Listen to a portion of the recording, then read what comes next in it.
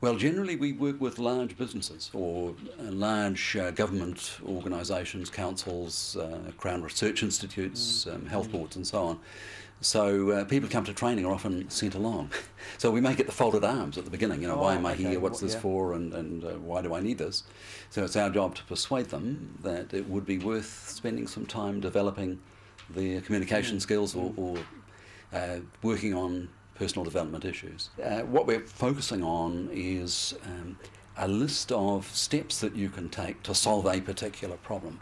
We're living in a global society at the moment. Well, I have mixed views about the influence of the global media. I'm generally positive. I think it comes down on the side of the positive. And the reason I say that is that if you look at countries that don't have free news media, for instance, they're totalitarian countries. They're countries where if there's a plane crash, people are told not to talk. But the word gets round anyway, so it's left to rumour.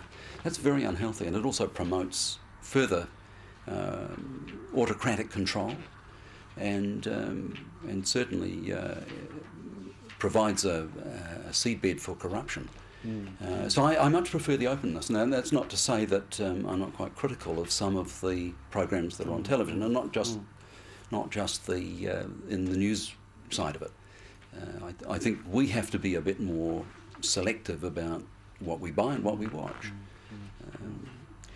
I think the American influence overall is the one that people question most, and they worry about us picking up American accents and wearing our baseball bats around the wrong way. And I think those are quite trivial things. There are more significant things than those. And on the whole, I see it as healthy.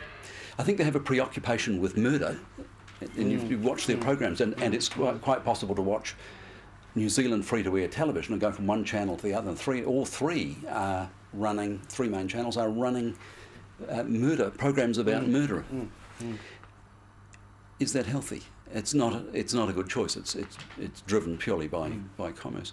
But let's look at the other side of it. If we take Barack Obama's election, the world now knows that it's possible to have a black man as president of America, in the most powerful role in the world, arguably.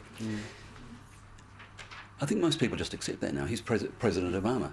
So that's part of that change that began when Rosa Parks refused to get up. Barack Obama is actually a good communicator, isn't he? Oh, outstanding. Absolutely brilliant. I analyse his speeches. I'm one of those people who has that intense interest. He's using techniques that go back to the Greeks. But you can see those techniques in Churchill and in Kennedy particularly, but also in Clinton, some of the very fine orators in my view. One of the things that stands out most for me is that relatively informal style of oratory. It still has that addressing the nation sound, but it's much more informal than Kennedy's "Ask not what your country can do for you." It's all about people. If you listen closely, it's all about people. Now, a really good example was on the night when he was elected.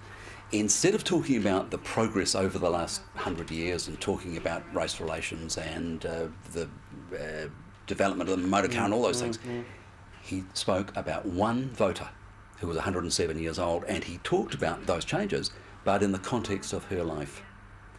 And that's a riveting idea. It's all about people and action, not just things. Thank you, Ralph. It is truly all about people. The role of the modern media, we could talk about the global trends, but really what it matters is, where does it come down to for me and for you?